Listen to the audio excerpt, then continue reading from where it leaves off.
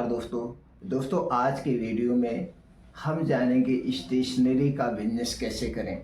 दोस्तों आज जो जानकारी हम शेयर करेंगे, अगर इस हिसाब से आप स्टेशनरी की दुकान खोलते हैं तो दोस्तों आपका 2 गुना से 3 गुना प्रॉफिट होगा।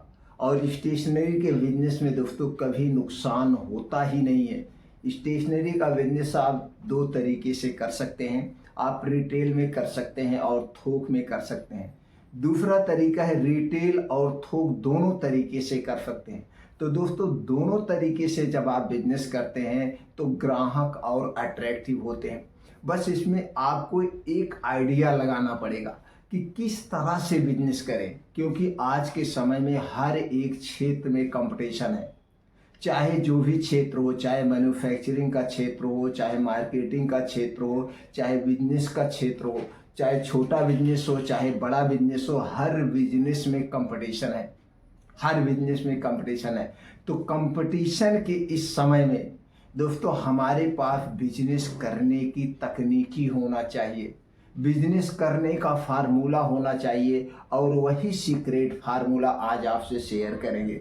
तो चलिए इस स्टेशनरी का बिजनेस करने के लिए आपको क्या चाहिए। दोस्तों एक बात हमेशा ध्यान दीजिएगा, जब भी कोई बिजनेस करिएगा आप बड़े लेवल पे करिए, बड़े लेवल पे। छोटे लेवल पे बिजनेस हमेशा फ्लॉप रहता है। जब आप बड़े लेवल पे, यानी कि दुकान बड़ी होनी चाहिए और बढ़िया से उसे डेकोरेट करना चाहिए। दुकान देखने में जब बड़ी लगती है तो उससे ग्राहक अट्रैक्टिव होते हैं, भैया ये बहुत बड़ी दुकान है। एक मेंटालिटी ये हो जाती है कि दुकान बहुत बड़ी है, इनके यहाँ सब सामान मिल जाएगा। ये दुकान पे और क्या आपको लिखवाना है, थोक और फुटकर विक्रेता। तो लोगों की एक मेंटालिटी होती है, भैया ये थोक का भी काम करते हैं और फुटकर का भी काम करते हैं, तो इनके यहाँ हमें रेट से मिल जाएगा, रेट से मिल जाएगा। और यही चीज़ें लोगों को खींच के लाती है। तो दोस्तों इस तरह से आप अपने एक शॉप को मेंटेन करिए। शॉप बड़ी होनी चाहिए। और दोस्तों ऐसे स्थान को सिलेक्ट करिए जहाँ पे लोगों का आना जाना हो, जहाँ पे यूनिवर्सिटी हो और जहाँ पे पब्लिक स्कूल हो, प्राइमरी स्कूल हो, मतलब सभी तरह के स्कूल हो। वहाँ पे एक ऐसा स्थान सिलेक्ट करिए और फर्स्ट क्लास दुकान का डेकोरेशन करिए, एडवर्टाइजमेंट करिए। और दोस्तों वहाँ पे आपको हर एक तरह की बुक रखना पड़ेगा, चाहे वो CBSE की बुक हुई, चाहे IFC की बुक हुई, चाहे जो भी, चाहे NCERT हुआ या UP बोर्ड या आपके यहाँ MP बोर्ड, जहाँ पे जो बोर्ड चल रहा उस बोर्ड की सारी बुकें होनी चाहिए। मेडिकल से संबंधित, इंजीनियरिंग से संबंधित, कंपटीशन से संबंधित जो भी किताबें हैं, सारी किताबें आपके पास अवेलेबल होना चाहिए, सारी किताबें। और इसके लिए दोस्तों आपको स्कूल से भी कुछ कांटेक्ट करना पड़ेगा कि कौन कौन सी बुक यहाँ स्कूल में चलती। अभी हो गया। अब दोस्तों बात करते हैं रजिस्टर की। रजिस्टर आपको रखना पड़ेगा, नोटबुक आपको रखना पड़ेगा, कुछ कॉपियाँ रखना पड़ेगा, कुछ रफ रखना पड़ेगा। अब ये देखना पड़ेगा, कुछ नोटबुक ऐसे होते हैं ब्रांडेड होते हैं, स्टूडेंट उसी ब्रांडेड को लेते हैं, तो कुछ ब्रांडेड भी रखना पड़ेगा। अब ब्रांडेड में कितनी मार्जिन होती है उसको भी हम बात करते हैं। तो दोस्तों इस तरह से आप रखेंगे। उसके बाद हो गया पेन, यूज एंड थ्रो की पेन आती है, इसको बहुत ज़्यादा बिकता है। उसके बाद कुछ अच्छी क्वालिटी की पेन आपको रखना पड़ेगा, कुछ क्राफ्टिंग के सामान रखना पड़ेगा, जो बच्चे क्राफ्टिंग का काम करते हैं। अब उसी तरह से डायरियाँ, स्टेशनरी, सारी चीज़ें आपकी दुकान में होनी चाहिए। एक बार सिर्फ आपको इन्वेस्टमेंट करने की ज़रूरत है, बार बार इन्वेस्टमेंट करने की ज़रूरत नहीं है। अब एक बार जब आप पूंजी लगा देते उसके बाद पूंजी भी लगाने की ज़रूरत नहीं, कैसे वो भी हम बताते हैं। तो दोस्तों इस तरह से सब चीज़ें आप मैनेज कर लिए, दुकान ओपन हो गई। अब कैसे एक ही बार पूंजी लगाना उस पर बात कर लेते हैं। जैसे दोस्तों आपने एक बार पूंजी लगा दिया, दुकान ओपन हो गई, दुकान चलने लगी आपकी। अब इसके बाद जो हर एक कंपनी के, चाहे वो किताब के हो गए, चाहे कॉपी हो गया, चाहे पेन हो गया, इनके दोस्तों ये होते हैं सेल्समैन। और ये सेल्समैन मार्केट में घूमते रहते हैं। तो फिर सेल्समैन अपने आप आपके यहाँ आके कांटेक्ट करेंगे, भैया मैं इस कंपनी से हूँ, ये आप माल उठाइए। उसके बाद आपको पैसे देने की ज़रूरत नहीं, वो माल आपकी दुकान पे आ जाएगा। यहाँ से आपसे चेक लेते हैं और 30 दिन की उस पर साइड दी जाती है। जैसे आपको 25,000 का माल मंगाना हुआ तो 25,000 का आप उनको चेक दे देंगे, 25,000 का माल आपके यहाँ आ जाएगा। 30 दिन के बाद वो कंपनी वो चेक को बैंक में लगा देगी। अब 30 दिन के बाद आपके अकाउंट में पैसा होना चाहिए कि जिससे कभी भी चेक मिस ना हो। अब 30 दिन में आप अपना माल निकाल दीजिए। 30 दिन में क्या, 15 दिन में ही आपका माल निकल जाएगा। वो मैं आइडिया देने वाला हूँ।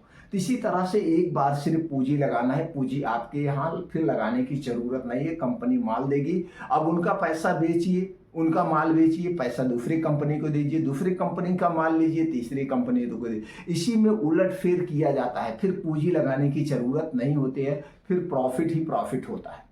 ये तो हो गया, अब आप समझ लिए। इसी तरह से आप उसी में सारी चीज आप रख लेंगे। पढ़ाई से संबंधित जितनी भी चीजें होती है, पढ़ाई से संबंधित जितनी भी चीजें होती, सारी चीजें आपको रखना पड़ेगा। ये हो गया आपका दुकान। अब कंपटीशन के इस समय में कैसे हम ग्राहक को अट्रैक्टिव करें, ये एक फार्मूला हम आपको बताने वाले हैं दोस्तों। यही फार्मूला अगर आप अपनाते हैं तो कभी फेल नहीं होंगे। अब दोस्तों, आप जो बिजनेस करेंगे दो तरीके से बिजनेस किया जाता है। कुछ लोग हैं दोस्तों, जैसे इस पेन को खरीद रहे हैं, मार्कर को खरीद रहे हैं, अगर उनको खरीद कितने में पड़ा है, 10 रुपए में पड़ा है, 10 रुपए में मार्कर अगर बिकता है, उन्हें खरीद अगर 8 में भी मिला है तो दोस्तों ये 10 में बेचते हैं, 11 में बेचते हैं। कुछ लोग MRP पे बेचते हैं। यहीं पे आज कंपटीशन के समय में लोग मार खा जाते हैं। तो आपको फार्मूला क्या लगाना है? फार्मूला ये लगाना है दोस्तों, परसेंटेज के हिसाब से आपको बिजनेस करना है। किस में बिजनेस करना है? परसेंटेज के हिसाब से। जैसे बैंक है, आपको परसेंटेज के हिसाब से ब्याज देती है। अगर आपका सेविंग अकाउंट है, अगर आपका सेविंग अकाउंट है तो 4% आपको ब्याज मिलता है। उसी में कर देती है वरिष्ठ नागरिकों के लिए, पेंशनधारियों के लिए तरह तरह स्कीम लगाती है। इतने दिन के लिए करते हैं तो 6% मिलता है, 7%, 8%। 8% से ज़्यादा आपको पैसा नहीं मिलता। और ये 8% क्या मिलता है? ईयरली मिलता है। 100 रुपए है तो 100 रुपए पे 8 रुपए बैंक आपको देगी साल भर में। आप सोचिए दोस्तों, 100 रुपए बैंक को आप दे रहे हैं, बैंक उस पैसे से कमा रही है और आपको 8 रुपए सिर्फ देगी एक साल में।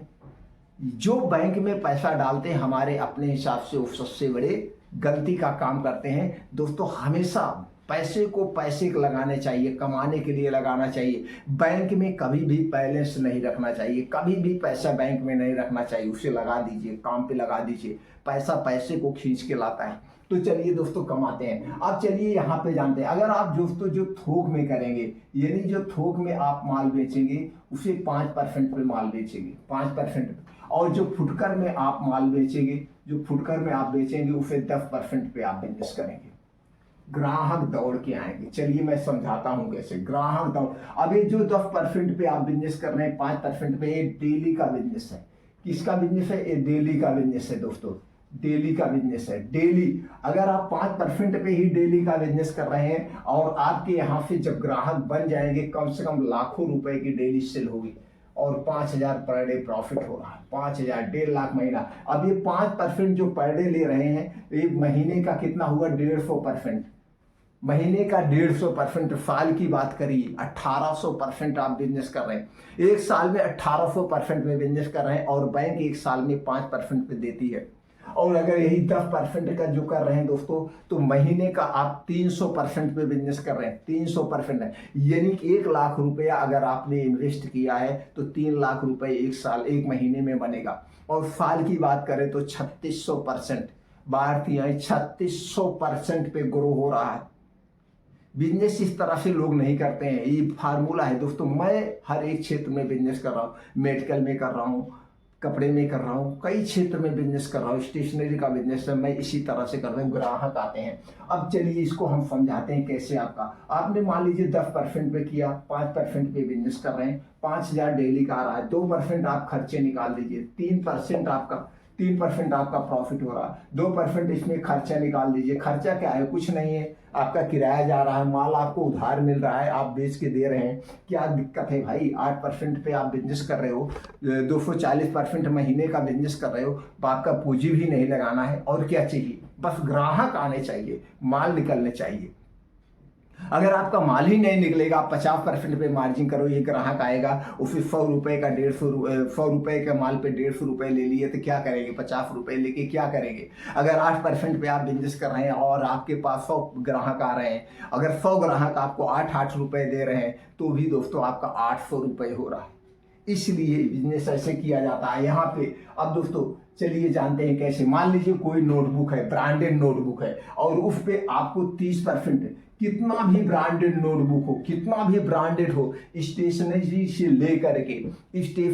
लेकर के बुक तक पे दोस्तों, स्टेशनरी से लेकर बुक, पेंसिल, कलम, जितनी भी चीजें हैं सब पे 25% पे 50% तक की प्रॉफिट है। ब्रांडेड कंपनियों की मैं बात कर रहा हूं, और उसी में कुछ लोकल आते हैं जिसपे दोस्तों आप 100% मार्जिन लेते हैं। तो यही आपको, वहीं पे सब लोग गलती करते हैं जो कि पूरा प्रॉफिट लेके देते हैं। अगर मान लीजिए कोई नोटबुक 100 रुपये का है, 100 रुपये का आपको 30% मार्जिन पे मिल रहा है, 30% यानी 70 रुपये में आपको मिल रहा है, 70 रुपये में आपको मिल रहा है। और यही आप फुटकर में आप 5% पे देंगे, 7 5 35, आप 75 रुपये में थोक में दीजिए, आराम से बिकेगा।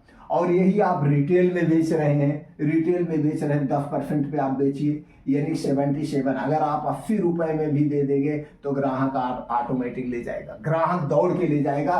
कहीं पे उसे जो ब्रांडेड नोटबुक 100 रुपये मिल रहा है या 90 रुपये मिल रहा है, आपके यहाँ 80 रुपये मिलेगा, तो आपके यहाँ ही ग्राहक आए।